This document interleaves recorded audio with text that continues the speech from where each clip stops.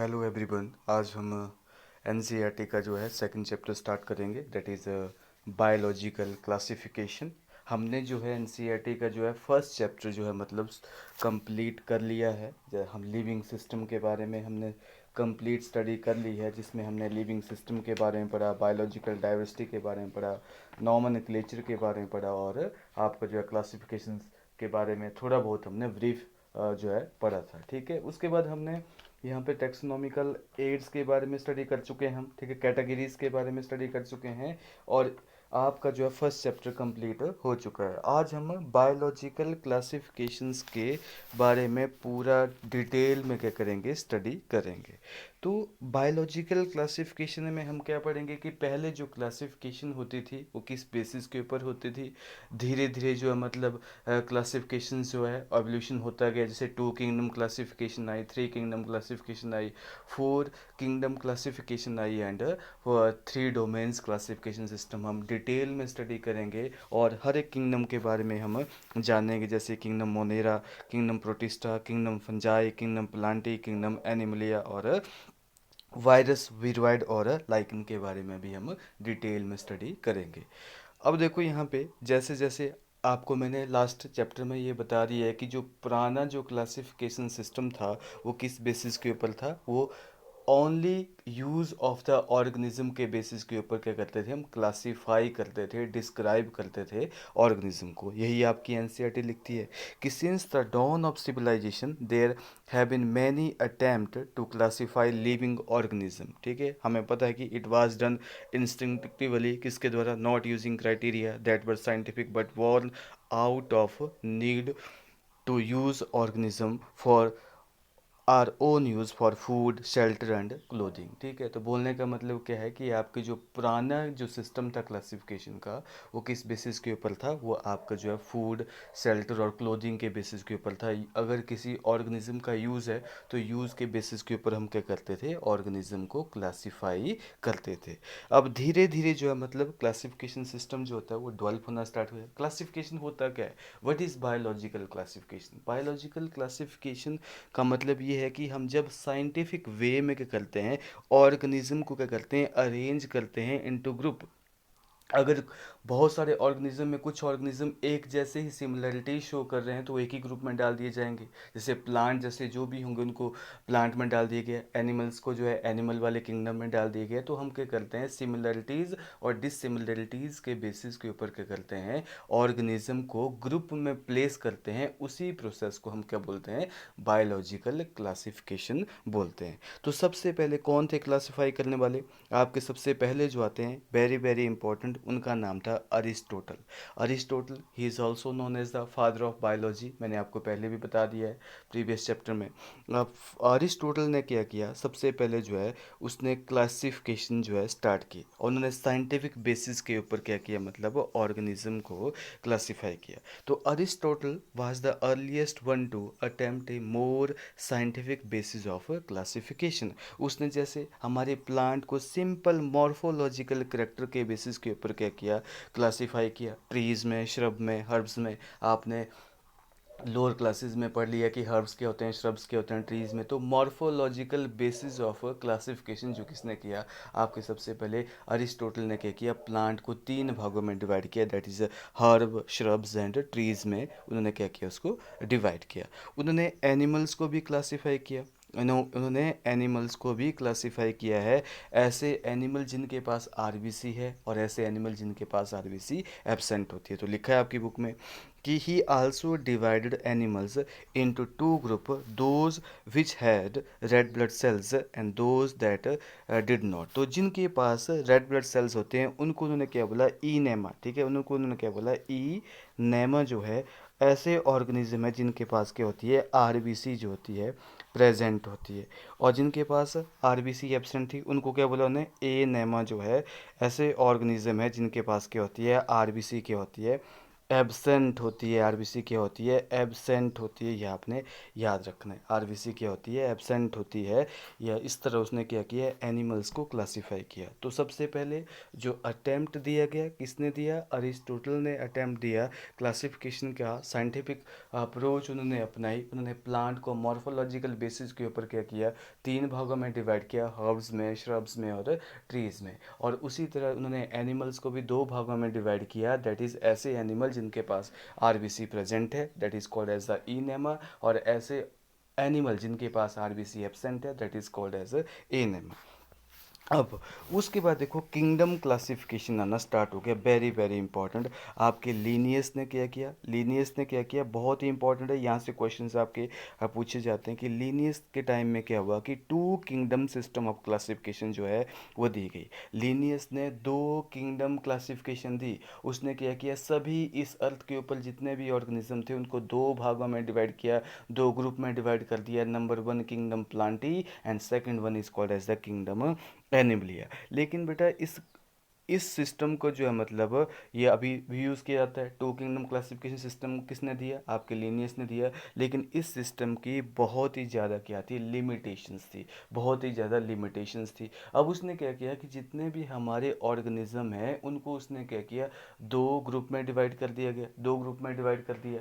Number one is called as the animal, number two is called as the Plantae, या Plantae animal में divide कर दिया।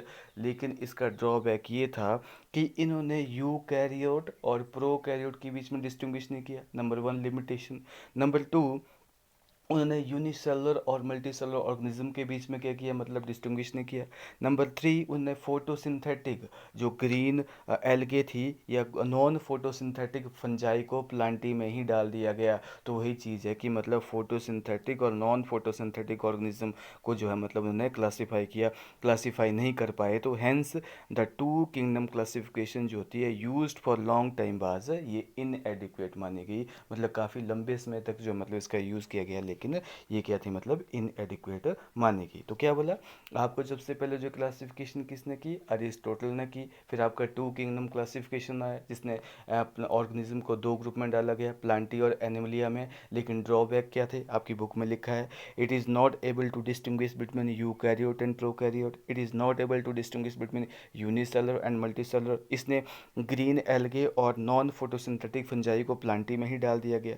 तो वही चीज़ है, क्लासिफिकेशन ऑफ ऑर्गेनिज्म जो होती है इनटू प्लांट एंड एनिमली जो है, animal was easily done and was easy to understand, but a large number of organism जो थे, ऐसे बहुत सारे ऑर्गेनिज्म थे जो ना ही प्लांट में प्रॉपर आते थे ना ही वो एनिमल्स में प्रॉपर आते थे, उनको जो है मतलब इसने इरेगुलर वे में क्लासीफाई कर दिया गया। ये सिस्टम काफ़ी लंबे समय तक चला, लेकिन बाद में इस सिस्टम को जैसे जैसे हम टेक्नोलॉजिकली एडवांस होते गए तो ये सिस्टम भी क्या हो गया, ये इनएडिक्वेट हो गया।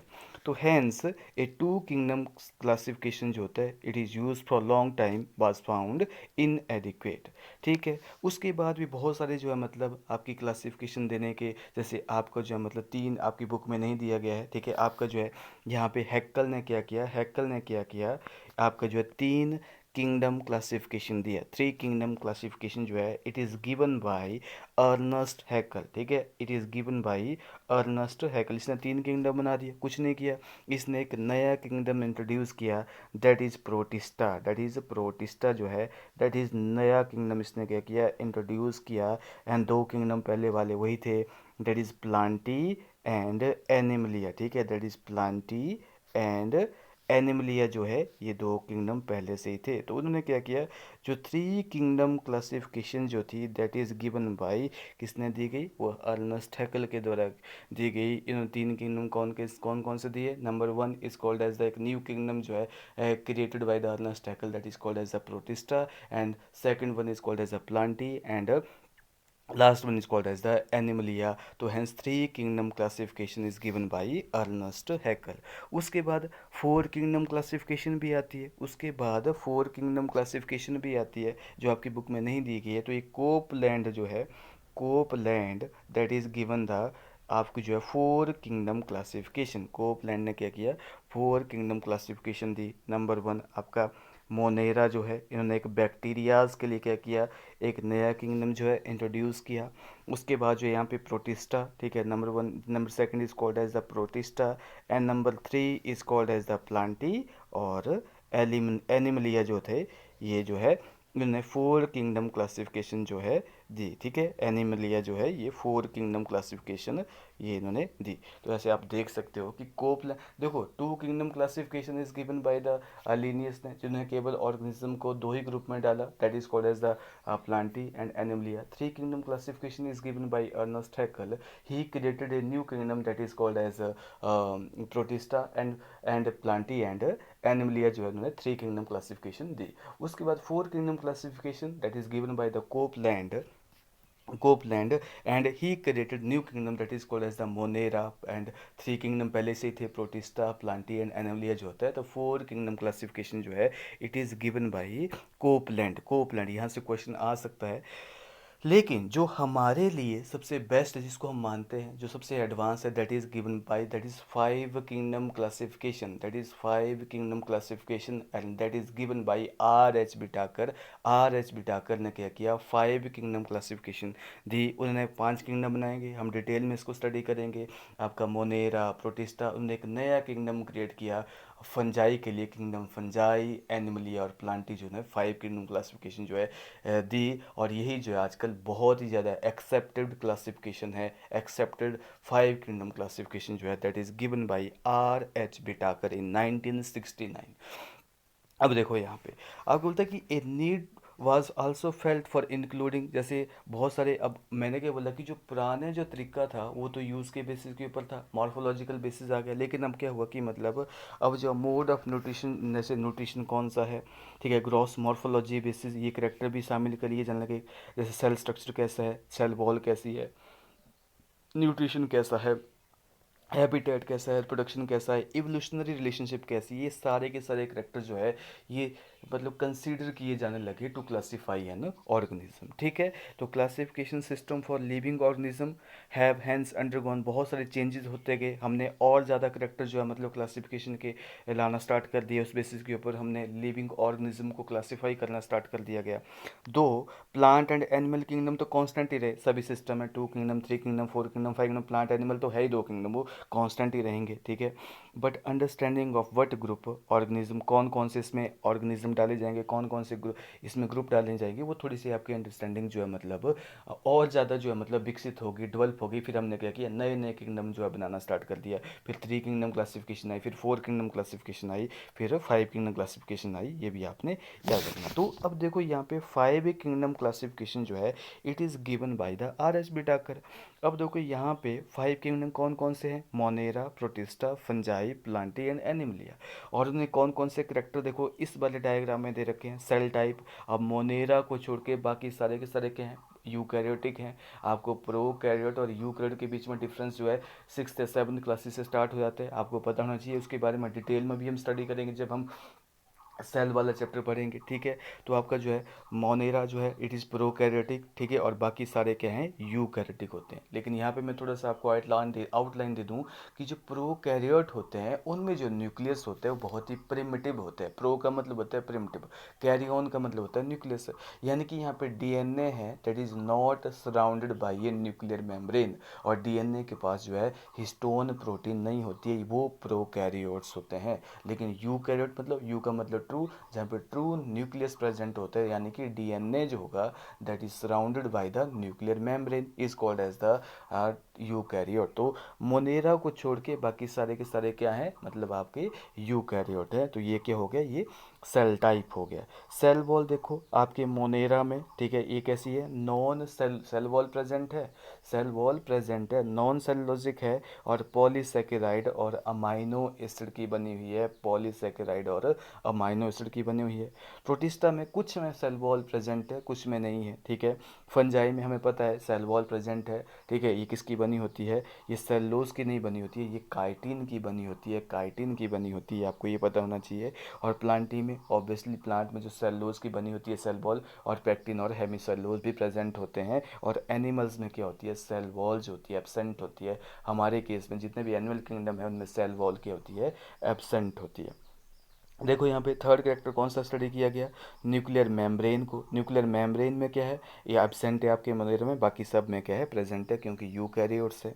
उसके बाद बॉडी ऑर्गेनाइजेशन होती हैं, मोनेरा में क्या है सेलुलर है, और प्रोटिस्टा में भी एक ही सेल है, सिंगल सेल है, लेकिन मोनेरा क्या है सिंगल सेल प्रोकैरियोट है, और आपके जो मतलब प्रोटिस्टा क्या है सिंगल सेल यूकैरियोट्स है, यूकैरियोट है प्रोटिस्टा, ठीक है। और फंजाई में मल्टी सेलुलर है, लूज टिश्यू के फॉर्म में भी हो सकती है, प्लांटी में टिश्यू ऑर्गन की फॉर्म में कंबाइन है, और हमारे सिस्टम में या एनिमल्स में जितने भी हैं आपके टिश्यू ऑर्गन ऑर्गन सिस्टम जो है मतलब इस फॉर्म में जो होते हैं सेल जो होते हैं इंटरेक्ट करते हैं और टिश्यू बनाते हैं, ऑर्गन बनाते हैं, ऑर्गन सिस्टम बनाते हैं। मोड ऑफ न्यूट्रिशन हमारे मोनेरा में क्या है, ऑटोट्रॉपिक भी है और हिटोट्रॉपिक भी है। जैसे कीमोसिंथेटिक, जब केमिकल का ब्रेक डाउन करके क्या करेंगे अपना फूड प्रिपेयर करेंगे, that is called as the chemosynthetic, है तो ऑटोट्रॉपिक ही।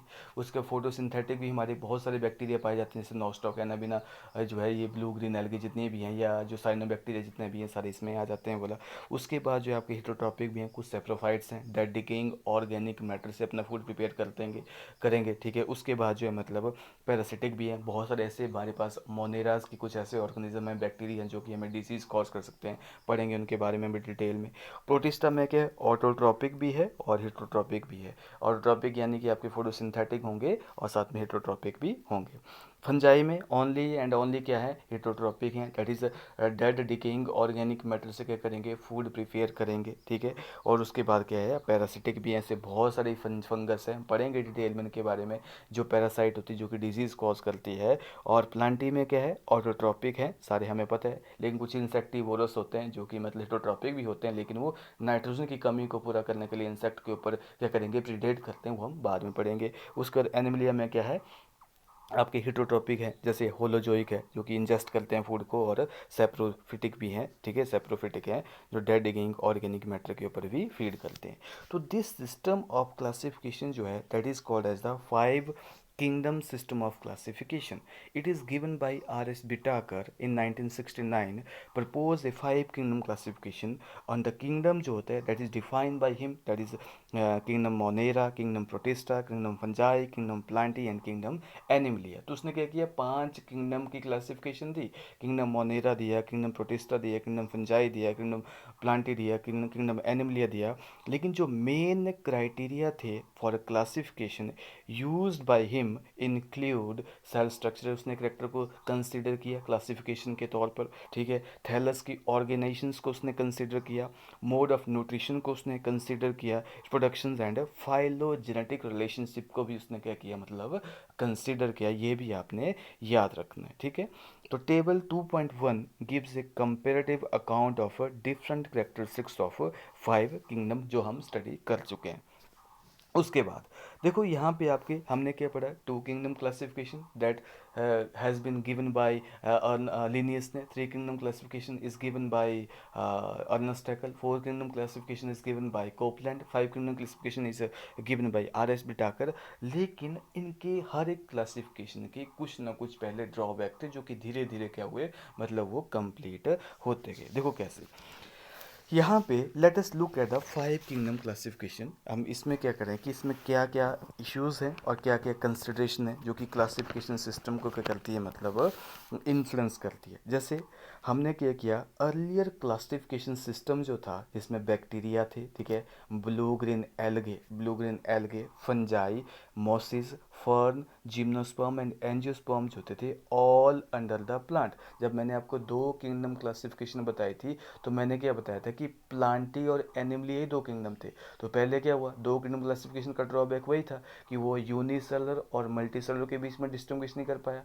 वो जो मतलब फोटोसिंथेटिक एल्गी और नॉन फोटोसिंथेटिक फंजाई के बीच में क्या किया वो डिस्टिंग्विश नहीं कर पाया, उसने प्लांटी में रख दिया गया दोनों को साथ में। और उसके बाद क्या किया वो प्रोकैरियोट और यूकैरियोट को गया डिस्टिंग्विश नहीं कर पाया, उसको भी उसने प्लांटी में ही रख लिया। तो बोलने का मतलब क्या, तो जो बैक्टीरिया थे, ब्लू ग्रीन एल्गे थे, फंजाई थे, मॉसिस थे, फर्न थे, पढ़ेंगे इनके बारे में डिटेल में हम, जिम्नोस्पर्म्स थे, एंजियोस्पर्म थे, इनको सबको उसने प्लांट के अंदर रख दिया।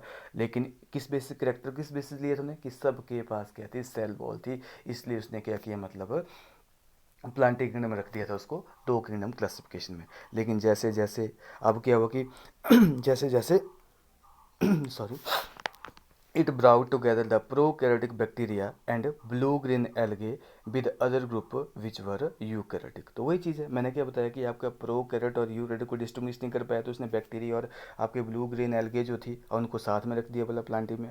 तो it also group together unicellular और मल्टीसेलर ऑर्गेनिज्म को, जैसे क्लमाइडोमोनास और स्पाइरो वगैरह जो उनको एल्गे के अंदर रख दिया गया। तो क्लमाइडोमोनास और स्पाइरो वगैरह जो आपके सिंगल सेल होते हैं, तो स्पाइरो वगैरह जो होती है फिलामेंटस एल्गे है, और क्लाइडोमोनास जो होता है ब्लू ग्रीन एल्गे है। तो बोलने का मतलब कि इनको एक ही एल्गे में रख दिया गया बोला। तो यहाँ पे क्या है कि मतलब मल्टी सेलर और यूनिसेलर के बीच में भी डिफरेंस नहीं कर पाया।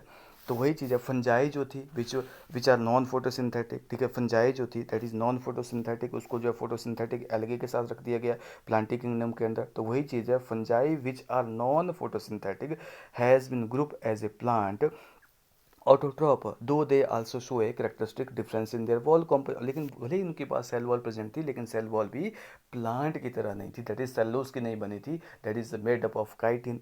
तो fungi has chitin in their cell wall while the green plant had a cellulose cell wall in their cell in their cell wall.